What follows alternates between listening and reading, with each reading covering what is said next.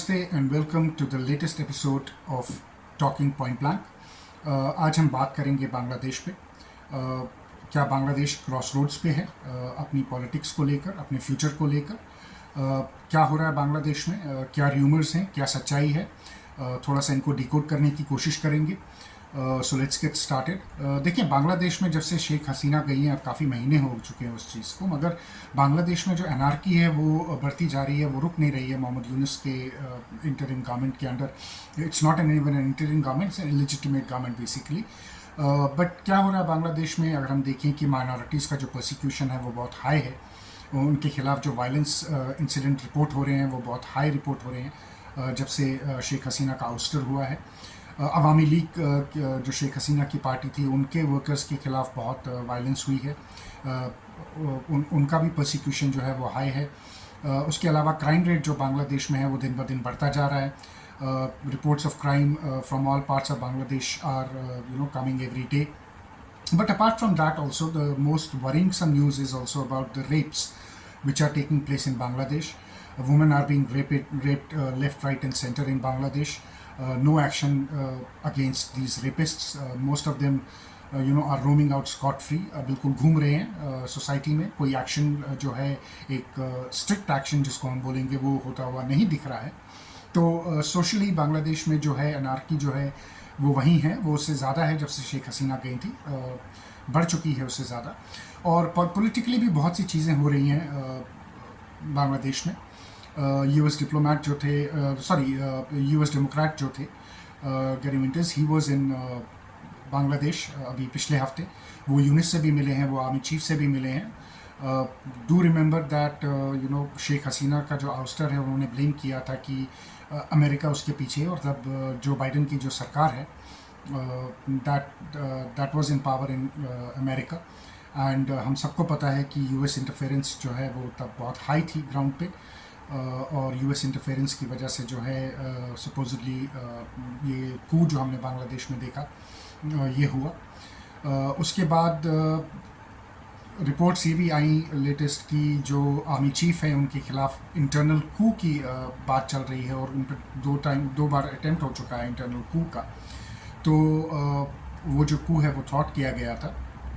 तो वो खबर जो है वो सही है, क्योंकि जो आर्मी चीफ हैं, he is not in favor of Islamists taking power.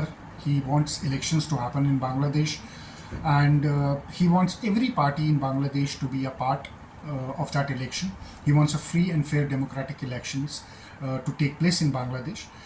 On the other side, जो यूनिस की सरकार जो है वो नहीं चाहती कि बांग्लादेश में जो इलेक्शंस हो वो हो. He wants to stay in power for as long as he can. उसके लिए उन्होंने काफ़ी political, you can say, he is used a lot of political manoeuvring, जिसको हम कहते हैं इंग्लिश में. He is try to politically manoeuvre things on the ground की इलेक्शंस के जो हालात हैं वो ना बने. वो कहते तो आ रहे हैं कि वो इलेक्शंस करवाएंगे और free and fair elections Bangladesh में करवाएंगे, बट रियलिटी ये है कि उनका जो इन्फ्लुएंस है वो जमात इस्लामी जो है, जमात इस्लामी का, हिज़्ब तहरीर का जो इन्फ्लुएंस है वो यूनिस पे बहुत है. यूनिस के आने के बाद हमने देखा कि काफ़ी जो ये जमात इस्लामी और स्पेशली जो HUT है, जो एक टेरर ऑर्गेनाइजेशन है, उनके लीडर्स को जेल से रिहा किया गया. वो पब्लिकली दोबारा से आके बयान देने शुरू कर दिए. उन्होंने शरिया के लिए और इस्लामिक स्टेट के लिए, इस्लामिक खलीफा के लिए बांग्लादेश में रैली शुरू कर दी. और अभी एक लेटेस्ट रैली जो है वो ढाका में हुई थी, ढाका यूनिवर्सिटी में भी हुई है. और उसके बाद एक रैली उन्होंने और की है जहाँ पर उन्होंने सरेआम जो है हिंदुओं का कत्ल करने की बात की है, इस्कॉन के मेंबर्स को रोज़ मारने की बात की है. तो माइनॉरिटीज़ की प्रोसिक्यूशन जो है वो कहीं बांग्लादेश में रुकने का मुझे नाम नहीं लगता नहीं है कि रुकेगी. और ना ही यूनिस ने कोई एक्शन लिया है इन प्रोवोकेटिव स्लोगन्स पे, इन प्रोवोकेटिव रैलीज़ पे. उन्होंने अपनी चुप्पी साधी हुई है. He has buried his head in the sand and he's letting these things happen in Bangladesh. But at the same time, US Democrat जो थे, he was in Bangladesh. He met Yunus. He met Army Chief also. USAID ने, we know that funding बंद कर दी बांग्लादेश के लिए, जो यूनिस के लिए is a problem, because most of the funds which he was drawing for his activities, you can say, against Sheikh Hasina was from this funding as well. And obviously जो बांग्लादेश में strengthening of Islamic forces हैं या mobilisation जो है उसके लिए जो fund चाहिए वो भी कट हो गया आफ्टर यूएस एड के। तो क्या देख रहे हैं हम बांग्लादेश में, क्या हो रहा है बांग्लादेश में, थोड़ा सा उस पर नज़र डालते हैं और थोड़ा सा नज़र डालते हैं उस पर। तो एक तरफ यूएस डेमोक्रेट का जो था वो विज़िट था, वो मिले यूनिस से और बांग्लादेश आर्मी चीफ से। उसके बाद जो हमने देखा है कि यूनिस का सडनली स्टांस जो है वो थोड़ा सा और चेंज हुआ है। Now he is going to China. 28 मार्च को है यूनिस का प्लान चाइना जाने के लिए। चाइना से स्टेटमेंट आया है कि they welcome Mohammad Yunus, they are looking to make good relations with Bangladesh. Bangladesh के साथ वो MOU साइन करेंगे, वो ट्रेड की बात करेंगे, वो इंडस्ट्री सेटअप करने, heavily discounted subsidize industries in Bangladesh setup करने की बात कर रहा है China to boost garment manufacturing in Bangladesh. तो क्लियरली चाइना जो है वो इस अपॉर्चुनिटी को देख रहा है कि जहाँ पर फॉल आउट हुआ है US का डोनाल्ड ट्रंप के आने के बाद, वो इसको कैच करना चाहता है, वो इस अपॉर्चुनिटी पे को गेन करना चाहता है। और उसने यूनिस को एक ऑलिव ब्रांच जो है वो दिया है, ऑलिव ब्रांच ऑफर किया है, and Mohammad Yunus has accepted that olive branch. He is planning to go to China on 28th of March in the coming week. He is planning that trip. उसके बाद एक बहुत इम्पॉर्टेंट अलग डेवलपमेंट है, जो US Indo Pacific command के deputy commander हैं lieutenant general Rudd. He is currently in Bangladesh with a 5-member delegation and he is meeting the army chief there. Army chief से उनकी बात हो रही है, और ये बात जो है ये रीजनल कोऑपरेशन पर है, ये बात जो है ये स्ट्रेंथनिंग ऑफ टू फोर्सेस पर है, ये बात जो है ये नेशनल डिज़ास्टर कैपेबिलिटीज़ को बढ़ाने पर है। बट असल बात क्या है, अगर आपको याद होगा, शेख हसीना ने कहा था कि मेरे से सेंट मार्टिन आइलैंड जो है वो मांगा गया था और मैंने रिफ्यूज़ कर दिया था। तो क्या सेंट मार्टिन आइलैंड जो है वो अभी भी इन कंटेंशन है? क्या डोनाल्ड ट्रंप भी जो है वो उस एजेंडा को परस्यू करेंगे? क्योंकि हम सबको पता है कि डोनाल्ड ट्रंप जो है he recognizes that China is a major threat to America and he will be planning to take strict measures against China. So क्या जियोपॉलिटिकली जो बाइडन की पॉलिसी थी कि सेंट मार्टिन्स में एक बेस बनाया जाए, क्या डोनाल्ड ट्रंप उसको कैरी ऑन करेंगे? जो ये विज़िट है मुझे इससे यही लगता है, क्योंकि अमेरिकन जो हैं वो they would not be averse to एक नेवल बेस बनाने के लिए, अपनी प्रेजेंस रखने के लिए। दूसरा, चाइना का इन्फ्लुएंस काउंटर करने के लिए भी बहुत इंपॉर्टेंट है, क्योंकि डोनाल्ड ट्रंप जानते हैं कि उनके एड काटने के बाद और मोहम्मद यूनिस जो हैं वो he is not a favourable candidate as per Donald Trump. तो डोनाल्ड ट्रंप चाहेंगे कि एक मोहम्मद यूनिस का जो ग्रिप है बांग्लादेश पे उसको वीकन किया जाए और चाइना को फुटहोल्ड ना दिया जाए बांग्लादेश में आने के लिए। तो उस पर भी जो है मेरे ख्याल से जो बात चल रही है, बांग्लादेश में जो ये मीटिंग चल रही है, ये बड़ी सिग्निफिकेंट मीटिंग है। We will come to know in a day और टू कि what are the results of this meeting. 2-3 दिन में हमें पता चलेगा। विल गेट एन इंडिकेटर्स कि ये मीटिंग जो थी between two army, between the army deputy commander of Indo Pacific fleet and army chief of Bangladesh, ये किस साइड जाके बैठ रही है, इसकी अलाइनमेंट का क्या सीन है। उसके अलावा अगर हम देखें कि जब तुलसी गबार्ड का जो इंडिया विजिट था, शी वॉज वेरी कैटेगोरिकल कि बांग्लादेश में जो है माइनॉरिटीज़ का प्रोसिक्यूशन बहुत हाई है, and she is clearly not happy. The US administration currently is not happy with Mohammad Yunus. हालांकि स्टेट डिपार्टमेंट ने जो इंटरव्यू दिया था, स्टेट डिपार्टमेंट ने जो स्टेटमेंट दिया था एक्चुअली वो ये था कि तुलसी गबार्ड से थोड़ा उन्होंने साइडलाइन किया था। उन्होंने कहा था कि ये स्टेट ऑफिशियल पॉलिसी नहीं है कि प्रोसिक्यूशन बहुत हाई है, बट रियलिटी ये है कि अमेरिका में एक रिकग्निशन है कि जिसको आप साइनो वहाबी लेफ्ट कबाल कहते हैं, या जिसको आप कहते हैं कि जो लेफ्ट इकोसिस्टम है, उनकी जो इस्लामिस्ट के साथ मिलकर पावर शेयरिंग की जो गेम है वो बांग्लादेश में जो बाइडन ने खेली थी, और ट्रंप जो है उसको डिसमेंटल करने की कोशिश करेंगे। उन्होंने इंडिया को लीड दिया है इसमें। he has been very categorical in saying that Narendra Modi, Prime Minister Narendra Modi will be dealing with Bangladesh the way he seems fit. So obviously वो एक सिग्नल था कि कैसे बांग्लादेश के साथ डील किया जाए, कैसे इन इस्लामिस्ट को जो है रोका जाए इनके ट्रैक्स में। But it's not going to be that easy because this is a new geopolitical game emerging in Bangladesh. You have China, you have Pakistan. ISI has already visited Baଂladesh many times. उनके they have started their bilaterals have become easier. Military to military जो contacts हैं वो बन रहे हैं. और Bangladesh army में भी जो कुछ सीनियर लेवल पे जर्नल्स हैं वो जो हैं वो सिंपैथी रखते हैं पाकिस्तान के साथ, सिंपैथी रखते हैं पाकिस्तानी फोर्सेस के साथ, और उसी सिंपैथी की वजह से उनका जो कुछ का जो प्लान था कू करने का अगेंस्ट जनरल वकरुज़्ज़मान के खिलाफ वो एविडेंट था. आईएसआई चाहती थी कि वकरुज़्ज़मान को हटाया जाए और उनकी पसंद का एक आर्मी चीफ वहाँ पे लगाया जाए जो काम करना ईजी हो. खैर वो जो है वो गेम उनकी नाकाम कर दी गई. That game has been completely destroyed for now, but the threat remains. The threat always remains. You never know what happens. The threat to remove army chief is always there. और army chief जो है बांग्लादेश के, he is cognizant of this fact. He knows this. उनको पता है इस बात का.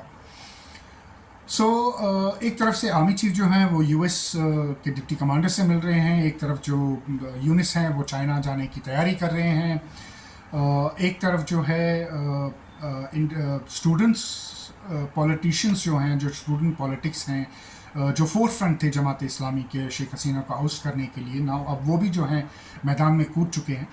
और हसनत अब्दुल्ला जो हैं स्टूडेंट लीडर जो हैं बांग्लादेश के, उन्होंने आर्मी चीफ पे एक इल्ज़ाम लगाया कि उनको बुलाया गया था आर्मी चीफ की तरफ से और उनको पावर शेयरिंग का डील दिया गया और उनसे ये कहा गया कि एक रीडिज़ाइन रिफाइंड अवामी लीग के साथ जो है अगर वो सरकार बनाने के लिए तैयार हैं, अगर वो उनके साथ कोलैबोरेट करते हैं तो उनको पावर शेयरिंग दी जाएगी.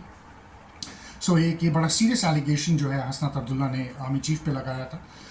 जो बांग्लादेश का ISPR है उसने इस चीज़ की बड़ी कड़ी निंदा की थी. उन्होंने बिल्कुल इस चीज़ को मना कर दिया कि ऐसा नहीं हुआ, बट और ये हकीकत नहीं है, ऐसी कोई बात नहीं हुई थी.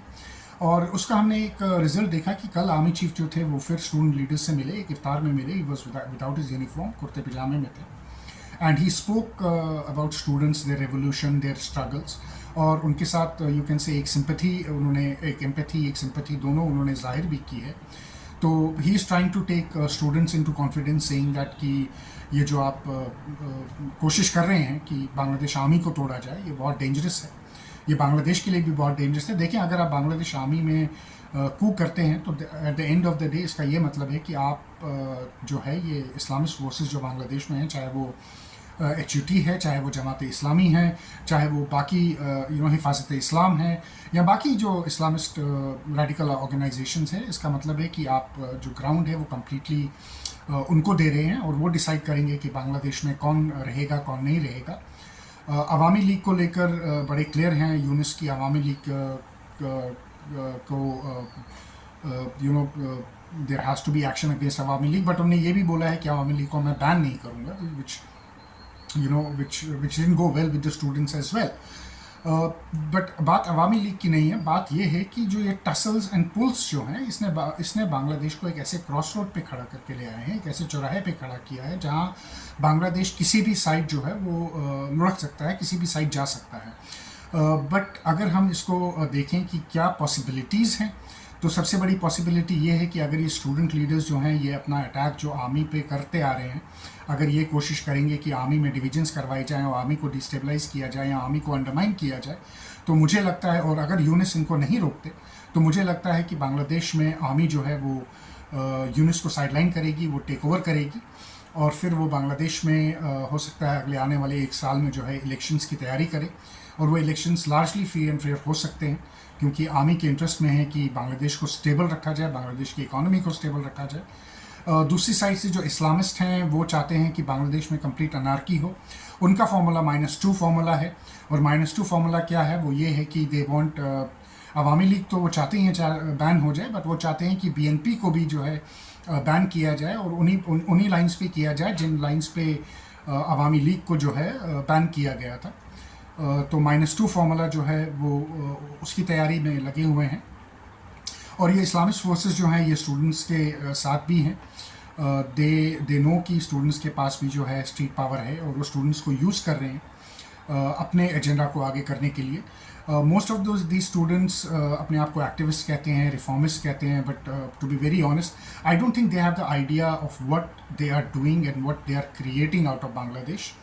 I think they are driving Bangladesh to anarchy and they are driving Bangladesh to destruction. They are too emotional to understand what is happening. इनको revolution और student revolution बहुत बड़ा दिखता है, इनको power दिखती है, but इनको उसके पीछे जो responsibilities है वो नहीं दिखती, वो इनको समझ भी नहीं आती, और एक nation की responsibility जो है वो बहुत बड़ी होती है. और clearly जो ये students हैं ना, इनका vision है और ना ही इनकी उतनी सोच है कि ये एक नेशन को कैसे नेशन की तरह चलाते हैं, कैसे लोगों को एक साथ लेकर चलते हैं. उनको they have that vision with them, and these students are nothing but mere tools. इनको यूज़ किया जा रहा है और एक टाइम आएगा कि ये स्टूडेंट्स रियलाइज़ करेंगे कि जो इस्लामिस्ट फोर्सेस हैं उन्होंने इनको यूज़ किया, यूज़ एंड थ्रो करेंगे, और जिस दिन इनको थ्रो करेंगे उस दिन बहुत लेट हो गया होगा इन स्टूडेंट्स के लिए to react back. So I think the students will really have to realise कि ये क्या कर रहे हैं बांग्लादेश में. अनार्की का साथ दे के ये अपना फ्यूचर, अपने बच्चों का फ्यूचर ख़त्म कर रहे हैं. But look, I am not here to give moral lectures to them. At the end of the day, it is their own doing and their own choices what they make. The choice you make is the result you get, basically. Bangladesh will army coup. Yes, there are chances that army will take over because there are signs. And what are those signs? The 9th Brigade, which is traditionally called the coup brigade, जिसने आज तक बांग्लादेश में सारी coups जो है वो की हैं, that has very you can say tactically and subtly moved into Dhaka. उसने ढाका के आसपास पोजीशंस जो हैं वो ले ली हैं. 9th ब्रिगेड को जो सप्लीमेंट कर रही है, 9th ब्रिगेड को जो सपोर्ट कर रही है, वो 19th ब्रिगेड है बांग्लादेश आर्मी की. और 19th ब्रिगेड और 9th ब्रिगेड ने मिलकर एक आप कह सकते हैं कि एक सीज जो है, सॉफ्ट सीज जो है, एक सॉफ्ट कंट्रोल जो है, ढाका का मेजर कंट्रोल जो है वो अपने हाथ में लिया है. तो ये एक बहुत बड़ा सिग्नल है बांग्लादेश में कि आने वाले टाइम में आर्मी जो है सीरियसली सोच रही है कि अगर मोहम्मद यूनुस जो हैं वो नाकाम हो जाते हैं, and he is not able to mend his ways, he is not able to rein in Islamist forces, and he is not willing to conduct elections in Bangladesh, then army definitely is going to move in. I will keep you guys updated. मुझे लगता है कि अगला एक हफ्ता जो है बांग्लादेश के लिए बहुत क्रूशल है. I'll be maintaining an eye on Bangladesh, and I'll be trying to see what is happening in Bangladesh. I'll keep bringing regular updates to you as well. But for now, things are at the crossroads. कौन सा रास्ता बांग्लादेश लेता है ये आने वाले 10-15 दिन में ईद के आसपास या ईद के इमीडिएटली बाद जो है वो क्लियर हो जाएगा. Will Yunus be able to go to China? क्या यूनिस अपने चाइना विजिट करेगा? वो भी एक क्वेश्चन मार्क है. क्या ये आर्मी टेक ओवर जो है ये पहले होगा या आर्मी टेक ओवर यूनिस के जाने के बाद होगा? This is another question. Saint Martin पे क्या हो रहा है? We will keep bringing you an update. Will America be moving in on to Saint Martin? Will they be making a base there in near future? उसका भी पता चल जाएगा. और अगर सेंट मार्टिन पे अमेरिका बेस बनाता है तो फिर बॉस यूनिस की तो गेम कम्प्लीटली ओवर है. They will not like Mohammad Yunus to be in charge in Bangladesh. Islamists की game over है. They would not like Islamists to be in power in Bangladesh. उस सूरत में army chief will be very very powerful. Will be the man who will be deciding कि बांग्लादेश किस side जाता है. और अगर बांग्लादेश आर्मी जो है वो अभी भी इंटरफेयर नहीं करती और वो इस्लामिस्ट को अनार्की फैलाने देती है, यूनुस को फैलाने देती है अनार्की, तो boss then what we are going to see is that Bangladesh में इस्लामिस्ट जो हैं they will run the roost, they will rule the roost, और बांग्लादेश कंप्लीट अनार्किक सिस्टम की तरफ जाएगा. माइनॉरिटीज़ के लिए बहुत हेवी प्रोसिक्यूशन हो सकती है. और चाइना और पाकिस्तान जो हैं वो अपना जितना इन्फ्लुएंस जो है फिर उस कंडीशन में उसको बढ़ाने की कोशिश करेंगे. So these are the updates which I wanted to discuss and which I wanted to put in front of you. I will get more updates as and when developments happen in Bangladesh. I'll keep you guys posted. If you like this video, kindly share, like and subscribe. Till then, thank you. Namaste. Jai Hind.